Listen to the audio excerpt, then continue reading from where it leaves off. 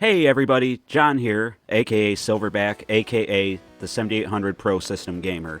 And today we have a real special treat for everybody.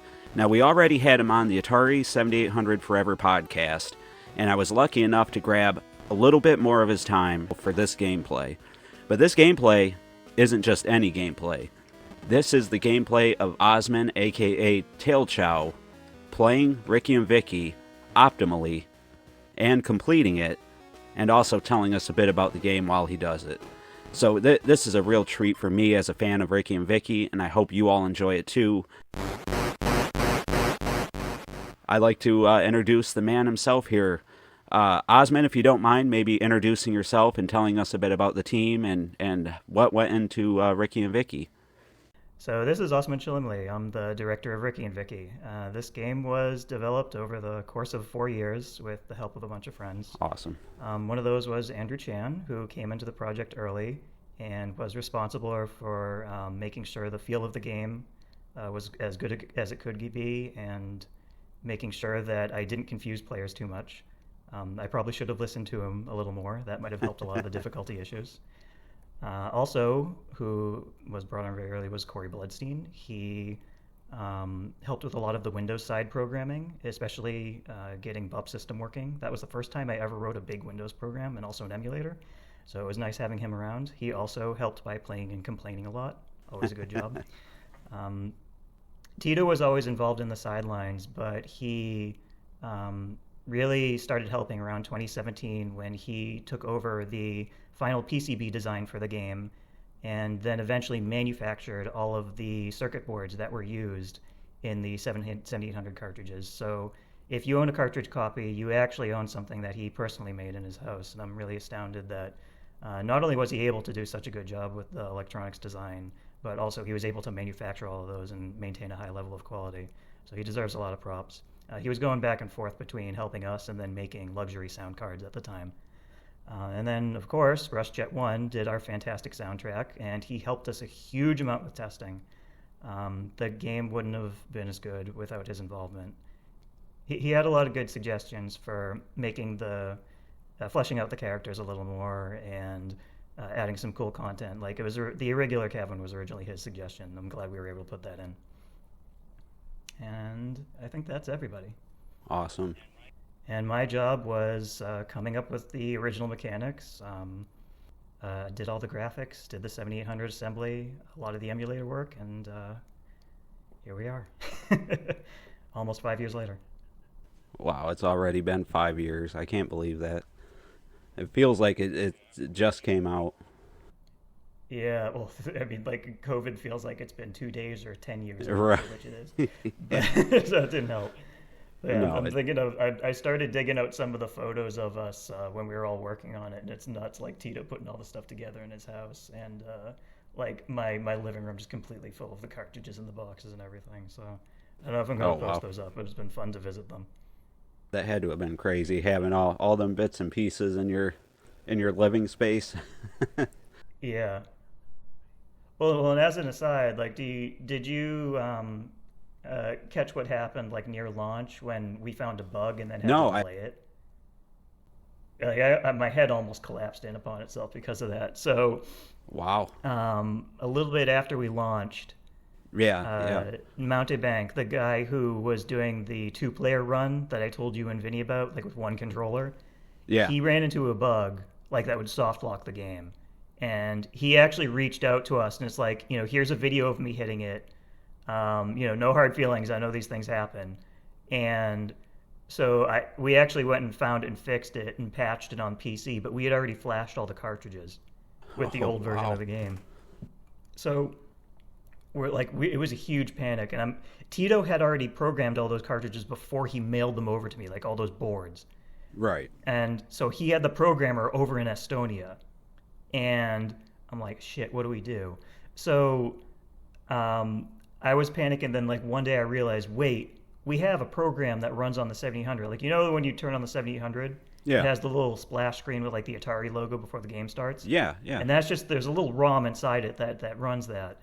And we had actually swapped that out on one of the consoles I had in my house to run a manufacturing test. So, like, you put the cartridge in it, it checks everything, and says it's okay, and then you ship that out to the customer. So like if there was something wrong, we'd run into it before it went out in the mail. Oh, wow.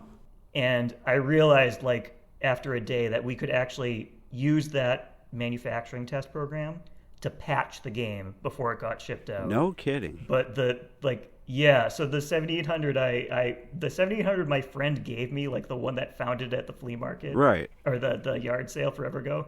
Like that 7800 had 600 cartridges jammed into it and reprogrammed because of that. It completely destroyed the cartridge slot. Oh, that's awesome though. That's so cool you were able to do that through the console from a flea market or a garage sale. Exactly. But like that was one of the things where like it was extreme panic, and then like just that decision by I guess GCC to put that ROM in there, that stupid little boot ROM, and show the logo, like that ended up saving our ass. Oh wow. So who knew something they did, back in over 30 years now, saved well, not just a homebrew, but a great game from not coming out. That's awesome. Yeah. Oh, okay. So that font on the title screen, that was actually a last-minute change. Oh, really? The game originally had like a generic cartoony font there for all the lettering. Right. And it only got swapped out, I think, midway through 2018 for the Atari neon font there. Oh, wow. So it was like a bubble font or a cartoon font before? Something completely different? Yeah. It just looked like more generic 90s cartoon font. Right. But I wanted to feel more of the Atari aesthetic, and so that was... If you look at the box styling, and the marquee especially, like on Steam, that it kind of rips off Kangaroo. Oh, really? I didn't notice that, but yeah, I'll have to look. Yeah, I'm a huge fan of how that cabinet was designed. Awesome. So here we have the Misery Dragon, Demon Lord of Inconvenience. We talked about that a little bit on the podcast. Oh, yeah. I think you talked about your inspiration for Rikki and Vikki before. You said that was your parents? Yeah. And I tried to keep it like very light too. So like Rikki is just kind of overwhelmed, and Vikki's kind of frustrated and impatient. So they don't have like really strong personalities, but it's just enough so like the player will understand them, can impose their themselves upon them. Right. Yeah, I think it comes through pretty good in the intro. Of course, I always play as... So this gag here, so you see how they wrap around the screen? That was my attempt to be like, okay, see, this is going to be a thing. Right. I don't know if anyone picked up on it. We tried really early to make sure like everyone will understand the screen wrapping. So if you look at this layout, like the waterfall wraps around. Yep. And so just to make sure, like we had so many people during testing that felt really nervous about falling around the bottom of the screen for the first few levels. Well, yeah, we tried to make it really clear that it's safe. We're all trained to not fall down any holes we see, thanks to Mario and all that. So, but yeah, I think you did a great job telegraphing it, because it was pretty apparent. I mean, I think I avoided the holes too at first, but yeah. So here, as long as it gets the point across. So here you got the hard hat bunny enemies. When you develop a game like this, do you start with the first levels, or do you kind of just how would you even start? Oh, they were done completely out of order. So what was actually done first was all the bosses, and I figured out the themes for the levels before we did anything. But in terms of the content, the bosses went in first, just so we could try and establish what the player has to learn by the end of the stage. Oh, okay. So if you think about it like, so you think about like the sand cavern after this, you have to figure out how the light mechanic works before you get to the cap. And then in the flame cavern, you have to learn the mechanic where you toss the box, use the box to crush flames to extinguish them before you hit the phoenix. So usually the boss would set the... I guess the learning schedule or the learning program for the stage, and then we'd try and add a couple more interesting things when we started doing the content. Wow, that's really smart. Mm-hmm. I wouldn't. Well, it didn't always work, because if you look at like the metal cavern, when we get to that boss, like it's kind of dumb. It has really nothing to do with the stage, and that was actually the first boss put in the game Oh, okay.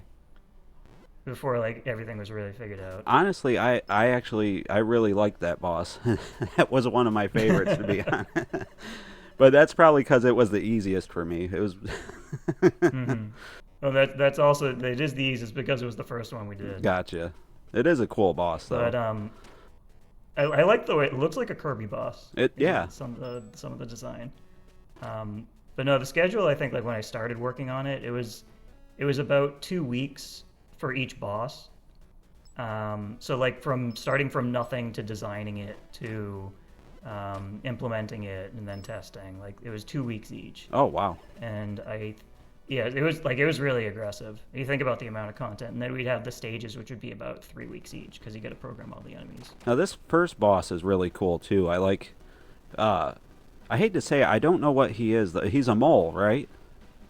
He is a mole, yeah. Yeah, he's really cool the way And he pops in and out. I honestly, I hate to admit it, but the first time I played, I couldn't beat him. I had a No hard worries. time. Well, the thing is that like they have patterns, but they work a little differently than like what most people are used to. Right. So yeah, there's a couple little nuances. Like when you're running, he'll try and lead where you are with the rocks a little bit. I noticed that, yeah, and it's. I was so impressed by that because I would start running before he threw it, and it seemed like he was. It'd be a tiny bit ahead of you. Yep, exactly. So the best strategy is probably to stand still until it starts to crumble. Yeah. And then 3 hits for each boss, And you're right? out. Yeah. So was that again decided on early? Like we want it to be because 3 hits is a lot of games use 3 hit Pretty clears. standard. Well, I didn't want to make it too high because the player has 1 hit kills. Right. So I thought 3 was just a reasonable number, and we didn't have space on screen to put a health counter for the boss. Right. So most people would expect 3. Oh, and it's Dut. Yep. Good old Dut. I love Dut too. Yep. Everyone loves Dut. Everyone loves Dut. So Dut's dialogue is actually like his word choice and how the conversation kind of flows was based upon phone calls with one of my friends, where it's like when you talk to Dut, you kind of leave it. You leave the conversation not really sure what happened, but you feel better about it.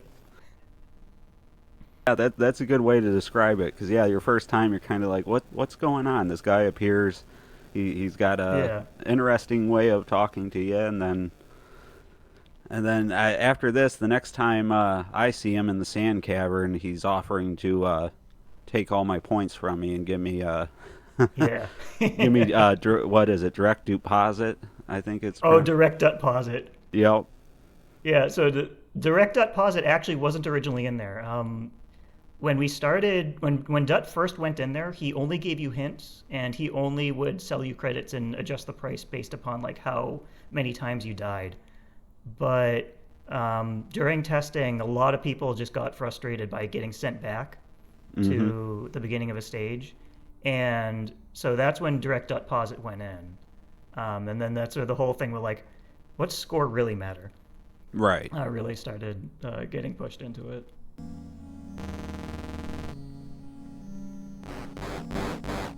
Well, score matters if you're going for maybe like a high score, or like you said, it not even really in speed runs, honestly, but it could matter. But for most people, it doesn't.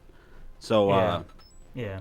I think it was really smart to put that in there because, like you said, my first time playing, I think I seen Dut before the first boss. My first time playing, and it was just a nice. One thing I wish is that I wish we could have one change I would make is that if you see Dut, like if you get the offer for direct deposit once, then he gives it to you again. Like if you start another game, you only have to go through that like 2 game overs thing once.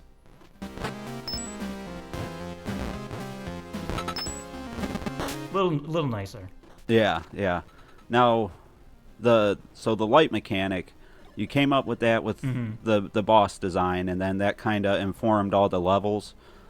Yeah. What about the miniature cat ghost? Was that again decided obviously after the boss, but like Yeah, that was after the boss, but they have a very different behavior than the boss. right? The way they chase you is similar, um, but they're did you notice what they actually do? They well, Because they're guarding something. Oh, so the way the cats work is they're assigned to a key to guard, and so if you shut the lights off, oh so you shut the lights off, they go to that key and they hang around. oh But wow, if you collect that key, then they start chasing you. gotcha. And this is something that like it's one of those things like I was when we were in the interview with Vinny, like that's one of the things I was talking about. People either figured out or they don't. Right. And I hate to say it, but I didn't. No, it's fine. Like that's my bad. I kept like swapping the order of the stages around to try and convey it right, and I could never get players to pick up on it. And then it's like we were having so many issues with this stage that near the end, Andrew was like, "Do you want to just get rid of the light mechanic?" And then I'm like, Ooh. "Well, what are they gonna do then?" Right. Yeah. we just gave up and left it as is. So But so if you watch these guys when they're moving, like he's going straight for the orange one, and the other one's going for the white key. gotcha. Yeah, I did not notice that, but you're right. He's going right for the orange, and the other went for the white. And now that you got rid of the orange, he's gonna chase you, more or less. Yeah. So you see he's going around. It's easier to see in the next stage. This is the most obvious. Gotcha. Yeah, I want to take a good look at this and see if I can. Yeah. So you see how they go right for the red and the green? Yeah. Yeah, they do. So this is actually the big problem So this is the big problem we had with so many of these enemy designs is that the way you kind of win the game is not to do anything. So like if you drop in a stage and you just don't press anything on the controller for like 10 seconds, the enemies will show you what to do. Oh. And and the thing is that like it was deliberate because this was something that I think most players aren't trained to do, but I wanted to try and like hint that, you know, if you just watch what the game does, it'll tell you something. Right. And that didn't work out at all. Well, it seems so obvious now that I'm watching it and you're telling me this. It's showing through, definitely. I just think some of us just aren't that smart. Well, I wouldn't put it that way. Like I think I could have explained it better. So it's one of those things where it's sometimes it's just like my arrangement is off enough that if I had put something in the way to like separate you from the cats, then maybe it would have been easier for you to notice. Right. You got possibly, but I think that it's now that I see it, it seems really smart. I mean, your attention to detail in this game is incredible. You said on the podcast, what was it? Rikki walks toe to heel, and I might have it backwards. And Vikki, yeah, his feet, his feet like pop off the ground. It's kind of like who is it? You know, in Ghosts and Goblins, the way the knight runs. Yeah. There's a name for that cycle. I can't remember what it's called, but like it's a bunch of anime uses that cycle. And then Vikki is like her heel hits the ground out of the 4-frame cycle. Wow. So to give them distinct movement. Yeah, your attention to detail is pretty incredible. As you tell me this stuff and I'm seeing it, I'm like, my God, this and like the walk cycle. I'm sure there's people out there that noticed it. Probably especially people creative minds and stuff. But for most of us, I think we just see a guy walking across the screen and say, "Wow, that looks pretty good," and then then we leave it. All that stuff, it's not supposed to be like really blatant. It's not supposed to be like you're showing off. It's something that the player will inadvertently notice. And like it's not something you see distinctly, but you feel it. So like it helps you tell the two characters around when they're moving apart. Right. Tell the two characters apart when they're moving. That was very smart. Like did you notice the sound it plays when they jump? It's also a different pitch. Oh, really? I hate to say it, but I play as Rikki most of the time, so I don't know much about Vikki. That's fine. So like she moves the same way. We originally wanted to have separate stages for her, but and there's a couple vestiges of that in the game, but no, I tried to make sure that the two characters would be really distinct from each other, especially for the two-player mode, because you got to keep track of that. Right. But no, so like the jumps are different pitched. The animations that they have for when they run, when they jump, it's different. So it's not just like the color and the appearance of the character. I'm just this will probably get edited out, but I'm just so amazed at how good you're doing this, and it seems so easy when you're doing it. It was one of those things. Like I noticed it in other games, and it's like maybe I should do that too. Because like if I didn't do it at first, and then I noticed like this feels off. The jump thing I actually noticed in Stimpy's Invention on the Genesis. Like I don't know if you ever played that. Like that was a two-player game. Actually, I did. Yeah. Yeah. So like my brother and I used to play that all the time. Yep. And like if Ren jumps, he has a different sound than when Stimpy jumps. Yep. And it helps you tell them apart. So that's where it came from. Yeah, that was a game me and my sister got for Christmas one year, and we played that quite a bit too. Blast. Only problem was I was a bully, and I'd use her as a shovel all the time. Hey, you got to take the role of being a brother. But no, like my friends and my brother and I, like we used to play that, and then World of Illusion, and like you can see those games were like kind of a staple of growing up, and then the genre just disappeared. Right. Yeah, it's kind of sad that it went away. So yeah. So you see, this is our first enemy that's really, really like actually helping you. Yeah, it's so the less of an beetles enemy. In the last stage, they move the boxes, but Picky's actually doing something. And this is one of the things that we wanted to do a lot with the design. Instead of just like killing the enemies, you actually manipulate them into helping you. Yeah, it's a really cool idea having them help you. You know, they kind of mindlessly pick up boxes and put them from one side to the other. Mm-hmm. And again, like these guys, like when I first did the artwork for them, they just was like it was a white little lizard thing, and then I put the vest in him and like the dazed expression, and that completely sold him. Oh yeah, I love the way these guys look because they kind of look like if they could talk, they'd say it's a living or something. You know, they're just kind of yeah. Oh, exactly. Yeah. Well, there were two guys that were doing a stream, and one of them was saying like I used to when I was working retail, like I was totally that little dragon, and I'm like I did my job.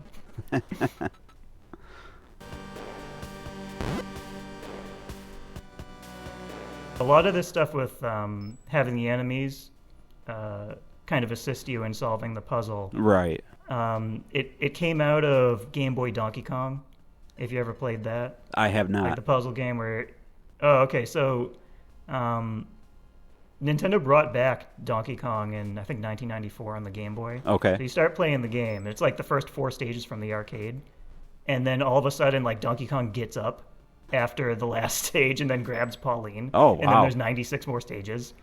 And it's all it's very similar to this, where like you have to get a key and you have to get to a door. So there's still a grabbing aspect and like solving a puzzle, but they did a little bit with like manipulating enemies to do stuff, but I wanted to lean into that way harder.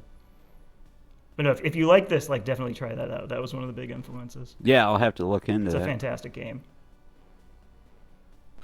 The same team also did Mole Mania later on.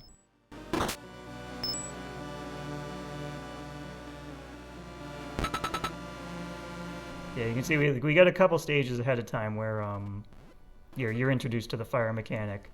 We already passed it, but I think it was the stage before this where you have the 2 pickies, and they actually show like what you're supposed to do with the fire. Like one of them picks up the box and then drops it on the fire. Yeah, to show it's extinguished. I think that worked out really good because I think that's one of the few things you've talked about that I think I actually noticed. As long as some of them worked.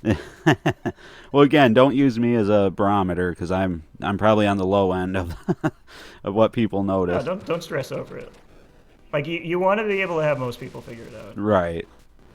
I thought this boss was really cool. It kind of reminded me of the Mega Man X, the bird that shoots the... Oh, the Storm Eagle? Yeah. Yeah, Storm Eagle. Yeah, you have to kind of fight against his... Oh, wow, you hit him... I wasn't smart enough to hit him twice.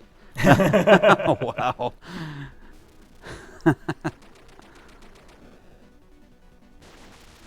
That's amazing. Wow. Yeah, this is one of the ones like people had difficulty with the cat or this a lot of the time. Oh, really? See, I thought he was pretty cool, and I actually got, maybe it was the experience with Mega Man, but I got the hang of the bird pretty quick. The ghost cat, I could not. That took me by far the longest, I think. Yeah. And then well, his pattern is he'll avoid you for a couple turns, and then he starts to chase you. But he has to change every time you see him, and like the background flashes, he's changing direction. Oh, okay. So he can't actually like track you directly. So you can lead him around pretty well, but once he gets really fast, then it's difficult. You kind of couldn't. You got to go straight for the button. Right. Yeah, that's the thing. When he speeds up, it's an incredibly difficult thing. Yeah. This is one of the things, like, we tried slowing him down, and then the animation looked off, and that was a lot of the frequent problem with this, is that, like, I'd try and make the boss slower, and then they would look really dumb. Like, they didn't look as cool as... Yeah, so you don't want dumb bosses. Slow it down. Yeah, like, we'd slow it down, and then more people would beat it, but the animation would look like really lousy, and then I'd speed it up again, and then people would have too much trouble with it. Now but it would look way cooler. The bubble cavern here, this is a really cool level with the bubble mechanic where it floats you across the screen. Mm-hmm. Well, was there an inspiration for that, or is that a completely you idea? So this one, like, I wanted to have a water level, but we actually didn't have enough space to add water physics. Oh, wow. In the cartridge. So I'm like, what can I do? Bubbles. I think it worked out really good because it looks different than anything you've ever seen. So if it was just water, it'd be another water stage, but a bubble stage is kind of its own thing. So again, and we still got fish. It's cool. What do I want to say? The restriction of space bred creativity. I think it was, in my opinion, to your advantage. Well, on that note, like, you see how the fish move? Like, they're a static frame, and then their tail spins around. That was actually because of graphic memory restriction. Oh, really? I started drawing them with just, like, the fish twists side to side in order to swim forward, and I didn't have room to fit all those animations or all those frames. And so I'm just like, what can I do? And I'm like, why don't I just spin the tail around like a propeller? And then that worked. It worked really well, yeah. Yeah. But the fish actually moving around like that and then, like, picking up the boxes and dumping them somewhere else. So it's not just like a cool thing that helps you. That was actually based upon watching my fish when I used to keep a tank in my house. Oh. Like, they'd go and, like, pick around through the stones in the bottom of the tank, like the pebbles. Yeah. And, like, move them all around and make big piles. And so I'm like, well, why don't I use that for moving the boxes? Did you have cichlids by chance, or what kind of fish? No, it was just all big dumb goldfish. Oh, okay. I was gonna say I had cichlids, and they shoveled stuff around in their mouth constantly. So yeah, they're always all of them are pretty busy. Oh yeah, they're always looking for food. Always looking for food, always moving.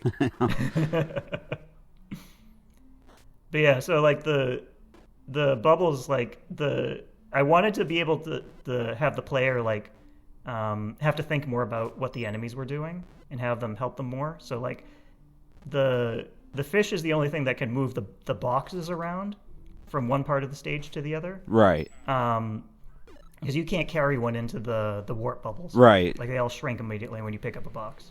Yeah, and that was really smart. The lobster enemies too they're pretty unique because they essentially do, the crabs. or the crabs. I'm sorry. The crab enemies are pretty unique because they essentially do what the fish do, but it's more of a up and down. Yeah, the fish move things horizontally, the crabs move it vertically. Yeah, that's really neat too. And Well, and like here, you see how like he's gonna dump the box down here, and then the other one's gonna pick it up. You've effectively made like an oscillator, kind of, because now it's actually a machine running itself. Oh, yeah. Like one crab's gonna turn down, the switch turns on, then it turns off, and it turns on again. That's very cool. Yeah. And so so like you're actually making like a little a kind of a little machine using these guys. Right. Yeah, that's awesome. But the fish and the crabs are some of the enemy designs that I was really happy with. Yeah. Because like they work really well with the hardware restrictions. Like they're only a couple frames and a couple smears. So like they're very few drawings, but the movement works out really well. Yeah, it's a really smart use of the space because it looks like they're doing a lot, but you're right, it's only a couple of frames really. Yeah. So you can see like when their claw comes out of the ground, there's a smear like that. Yep. And then it's just like a held frame. But that was a big problem. So like I don't know if you know, like the 7000, it can't flip graphics like the NES or the Master System can. Oh, I wasn't aware of that. So that's like, so if the NES can't flip backgrounds, the Master System can't flip sprites, the 7000 can't flip anything. So you effectively anything that turns left or right, you have to have it pre-rendered. Wow. What's his handle? Eagle on Atari Age. He made his own enhancement thing in the cartridge to like pre-flip the graphics for you, so you don't have to waste the cartridge space. But we were doing other stuff, and I wanted to use the gates we had for other things. Right. So we had to double up all the frames if they were flipped, and that was a huge problem. And that's why we had so many of the memory restrictions. So like even with all of the enhancement chips in the cartridge, like we still had a lot to deal with. Right. Yeah. Yeah. The 7800's a quirky console. That's for sure. Yeah. I do think it's on par with the other two. Right. But like it definitely has a lot of issues that the others wouldn't. I think it had, like you said, it has its own set of strengths that are distinct from the other consoles, I think. Mm-hmm. And that's just from a game player perspective. I'm sure from a hardware perspective, you could tell us a lot about that. Yeah. Oh, so this was the second boss we made. Oh, okay. This was the second hardest boss for me. And I think it's because the block is actually a kind of a weapon against you for a little bit, which is sort of different from what you're used to. The two-player Bubble Cavern boss is even meaner. Is it? That one I think we made too mean. Really?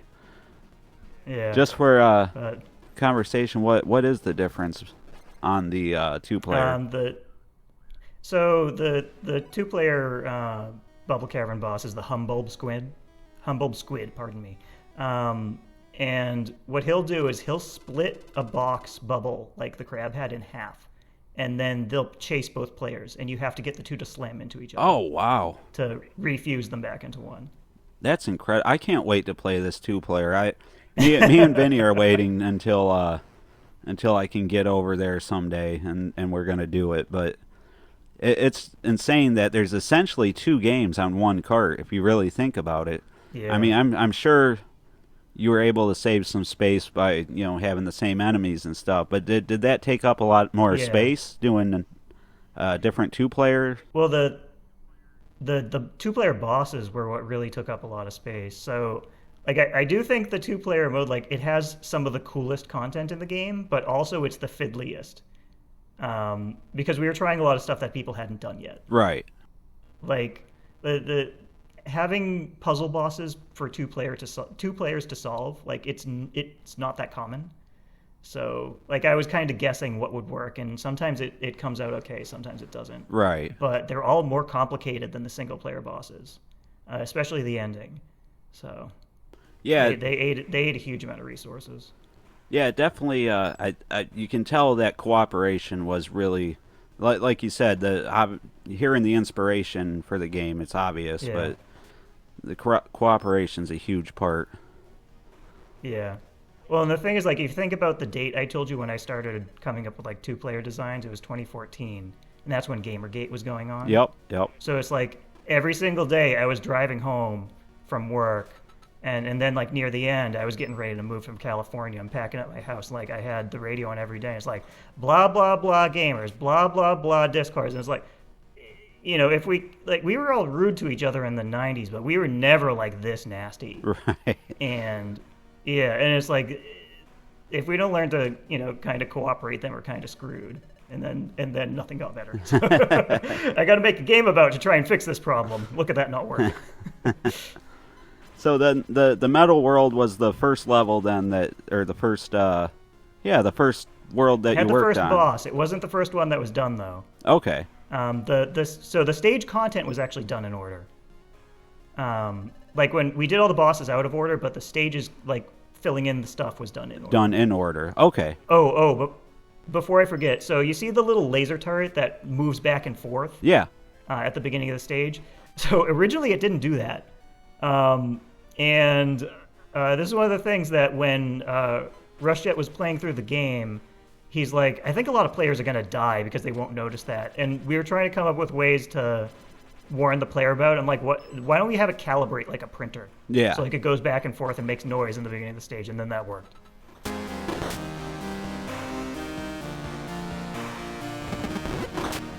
Really like the enemies in this level. It feels the most dangerous, at least to start here. This was my favorite out of all the single player modes. Yeah, I really enjoyed this. And I love the way the boxes look when they run through the pipe. Yep. Like through the intestinal trail. Yep. Yeah, it looks amazing, really. I mean, you got the square traveling through the pipe, and it follows the path. Well, the thing is, if you notice when it goes into the pipe, like it actually gets eaten by it. Like you see the pipe bending around it. Yep. And that's actually that's using one of the nice features of the 7800, because like you have to split all of your graphic drawing into like these different zones, and normally you're just like, if something's overlapping two areas, you just have to draw it twice, but you can change what you're drawing across different areas. So in that case, all the pipes are aligned with one zone, and you can split the box in half across that draw. And so like you have half of the frame be the swelling in the pipe, and the other half just be a normal box. Oh, wow. So that was another perk of like the 7800 had a nice thing for us to use. Right. Now these the robots you can control, that's a really neat idea too. Mm-hmm. So that I borrowed. If you ever played Tails Adventures on the Game Gear, you have a remote robot you get. Okay. That can walk around the stage and find stuff for you. You don't use it to solve puzzles, but it's for exploring, and it actually makes the same clink clank sound when it walks around. Oh, wow. So I don't know if anyone caught that. Yeah. Yeah. I really liked it. I mean, it took me a while to realize that he was fully on my side. Like I was trying to avoid him and do this stuff at the same time, which is you can imagine how difficult that it would be.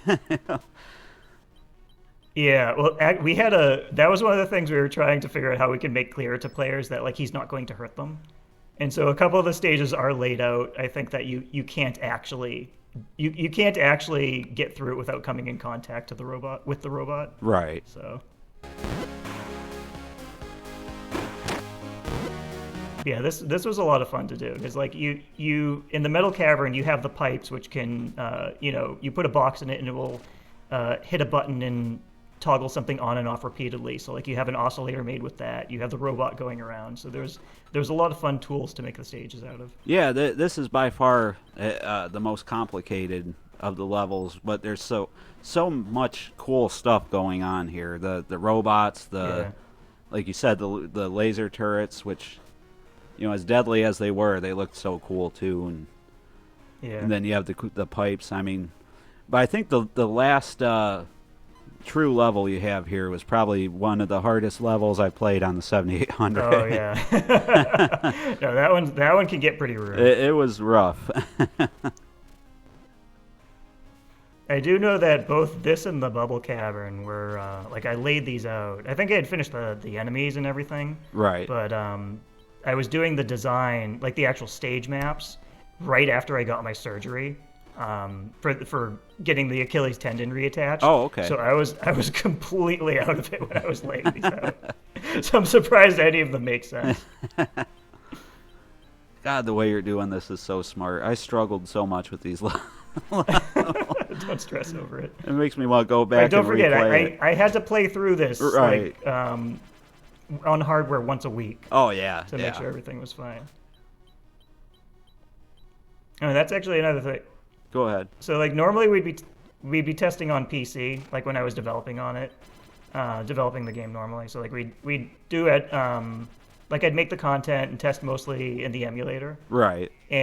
But once a week I'd always flash it on our test cartridge and run it on the hardware just to make sure we didn't screw anything up. Yeah. So there was actually like one video like this made every week. Oh, wow. Yeah, because I record the content. Because then if like I noticed something was up, then I could just check the tape later and figure out exactly what was wrong. Yeah, this was incredibly difficult for me. Yep. This last level here. You might not want to watch me do it. And here you are just cheesing through it. But like you said, I know I know you did this a lot. So there's the thing, like you can put that box there to make absolutely sure he falls in the middle. But another thing that actually RushJet did when he was playing through it, I think his playthrough is on YouTube, so you can see his strategy. But what he would do is hit a switch, like put the box on the switch like that, and then shove another box underneath it because that resets the timer. Oh, wow. And that's something I didn't even think of doing. Wow. So props to him. Yeah, that's really cool.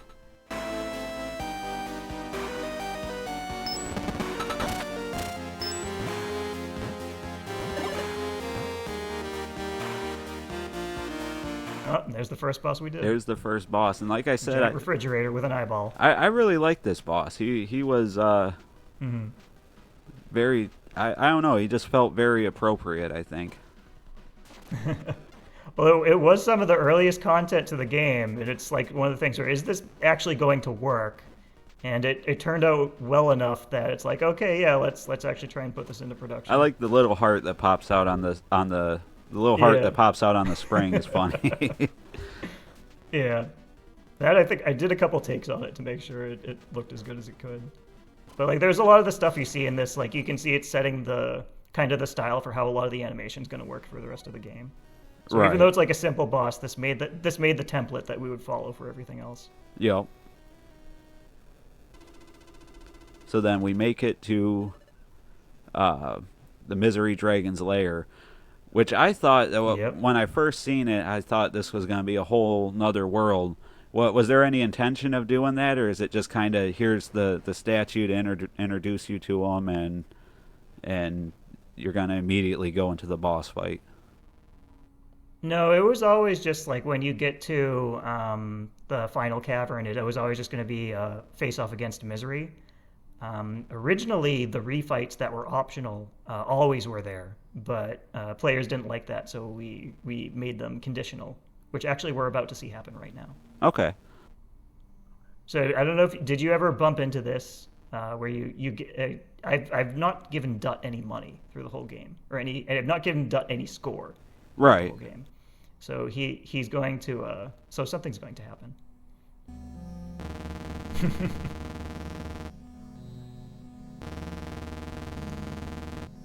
If not, may the rest of your story be pleasant. And there he the last goes. we see of Dot. He's gone. I miss him already. So you've never seen this? I've never seen this. Okay, so this happens if you don't give Dut any credits when you're playing through. Wow. This is amazing. Wasting your time. There is so much content packed into this cart. I wanted to put in more too. That's the thing that drives me nuts. Like we had this nice framework with like, Misery is more and more of an asshole if you're playing for score. But and I wanted the game to fall apart more if you wanted to hang out with Dut.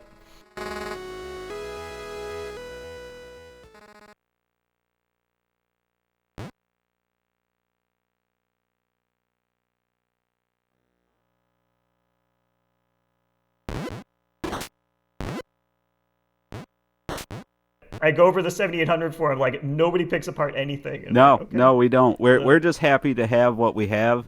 We don't pick it apart. We don't reverse engineer it. We don't want to break it. We want to keep it as long Well, as we I always can. thought that was really cool.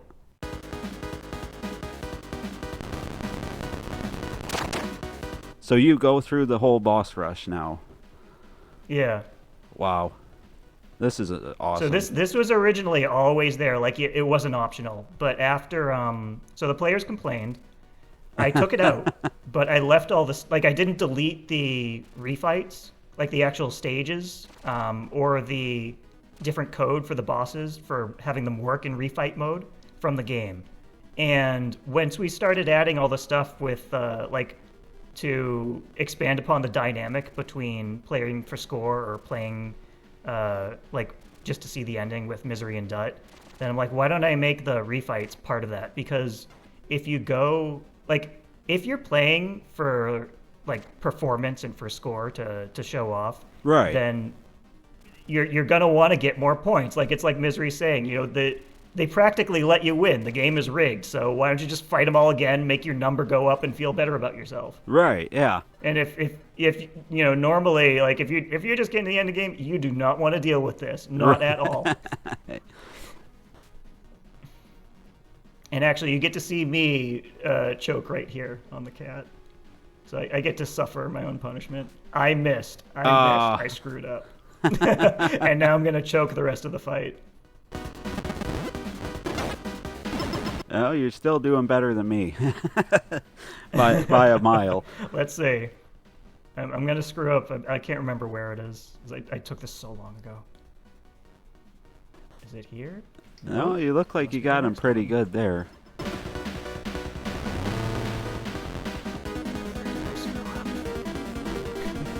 If it's this fight, it'd have to be here, right? Oh, yeah, there it is. Oh, there There's it the is. choke. Now you're playing like I do. Yeah, he got me. Yeah, this time I'll get him. There you go. Oh, so the cat coming out of the ground there is another thing using, like taking advantage of the display region splitting that the 7800 has. Oh, so it's like okay. we can just cut him off. We can just cut him off on like a 16 pixel boundary like that. Right. On the NES, you have to like put him behind a background or use other sprites to obscure him. So like this is actually like, it makes it super easy to move things in and out of the stage geometry like that, as long as it's on a horizontal plane. Right. Yeah, that's really cool. It's cool to hear from a developer's perspective what the 7800's good at and what you're able to take advantage I think of. Joust actually did the same trick. Like the guys coming out of the ground in Joust. I never looked at the code, but I figured that's actually how they implemented it. Yeah, you're probably right. Okay, cat's down. Now on to the bird. Yep, now for the Phoenix.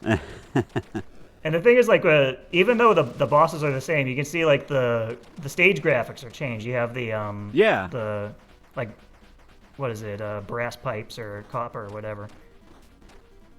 Yeah, it looks really cool. It's familiar, but you changed it enough that it feels like its own thing. Yeah. I think that caused some problems because some of the stages actually, like, they changed the stage. Some of the bosses changed the stage layout while you're fighting them, and I had to handle both cases. Oh, which is probably why I didn't want to cut it out. Right. Yeah, it's a lot of work. Like, you run more risk from deleting something. Yeah, it could break something else. Does the boss rush happen in 2-player mode if you don't? Yeah, it does. Wow. That would be an incredible so achievement. all those meaner bosses you have to fight again. Wow. It's actually pretty awesome. There were, is it Federy and Federy is their handle? One of the players on Steam wrote a guide to get all the achievements. Okay. And so they went through all of these to clear all of them, because like a lot of our achievements are the hidden stuff. It's not like you got to the end of the game, you get an achievement. You have to bang your head on the ceiling a bunch of times, or you have to find like the weird stuff like the refights or something. And they managed to get all of them, so like good for them. Oh, wow. Yeah, but they wrote up a guide, so if you're ever curious about like all that secret stuff, they documented it for us. Yeah, I'll have to look at that. So was the idea always to release it on Windows? Because I assume you know, probably in the back of your mind, or you probably knew that the 7800 wasn't wasn't as popular as like the Genesis or the NES. So I assume Steam was always the idea to try to make the money back, and the carts were a nice thing. Well, the thing is that I think with a lot of Atari consoles, the highest you're going to get is like 1,000 units. Right. And given like I was being honest about my goal when I was interviewing you and Vinny. It's like I wanted to try and ship a game every 2 years, reverse engineer the hardware, do cool stuff, and you're definitely not going to recuperate that. Right. Just by selling the cartridges, like 1,000 cartridges at $60 each. Right. So the moment the game became a full-time gig, like the emulator had to happen. Right. So that was in the plan like from very early on, and actually I'm happy we did it because I never wrote an emulator before, so that was a good learning experience for me. But I think it took 9 days to get the emulator from 0 up until it was running the game, but I don't remember anything that happened during those days. Oh, here's misery. Here's misery. This was a cool boss fight too, but man, it's hard if you've never. The first time you get there, it's hard. Yeah. So then, during the podcast, we had I don't know if you saw it or not, but you had fans all over the world saying hello and how much they loved the game. I didn't even figure out there was a second tab in there until we were done. Trust me, that shows how much I use that sort of software. I always forget until about halfway through. That was awesome. Halfway through the podcast, I say, "Oh yeah, that's right. People are watching this." Yeah, no, that was awesome though. I'm glad people enjoyed it. Yeah, you had fans in Chile and England and all over the world. I'm sure really love this game. Mm-hmm. And again, I know it wasn't the greatest financial success, but you have a cult following, and the people that love this game, I mean, truly love it and are truly appreciative to have it for the 7800, because us 7800 kids growing up, we didn't have a lot, and we had to watch the NES kids get all the cool stuff, So, this feels like our very own cool thing. So yeah, I mean, the thing is that like ultimately I made it because it was something I wanted to play and I wanted to exist, and just it wasn't there. So I did it mostly for myself. So but I'm glad other people are enjoying it too. Oh yeah, I like here too how the kids turn into. So you finally save your kids after all that hard work, and then they turn into hideous. They turn into these gross things. But I only see one lousy parent here. Yeah, you sure do. Yep. He's so mean to you right now. He said, "Did you not understand?" Didn't you read the fine print? Yep. Huh? 2 morons show up next time.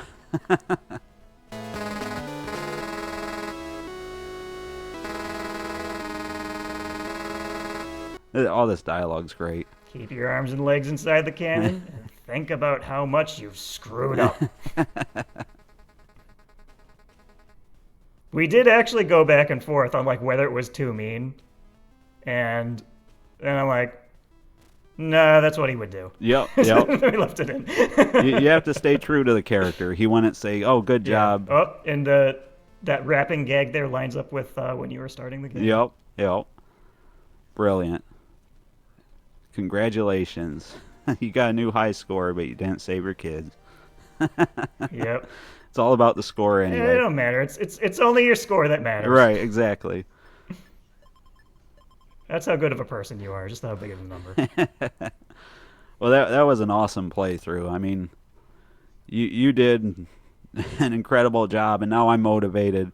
I'm motivated to not only play through it and get to the boss rush myself, but to try to do it better than you.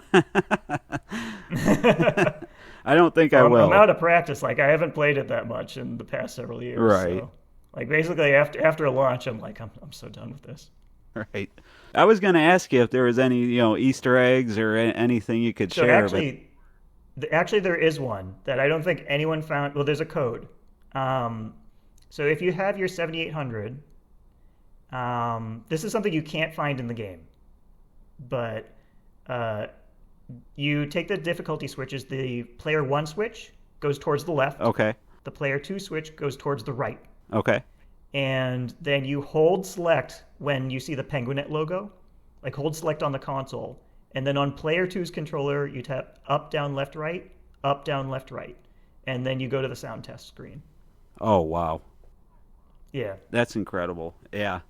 You know, I might have to share that with the world now. You got this recorded, so you don't even have to write it down. Right, yeah, I was going to say, that's why I was getting very quiet, so I could make sure I could have it and hear it. But I guess you're recording too, but... Yeah.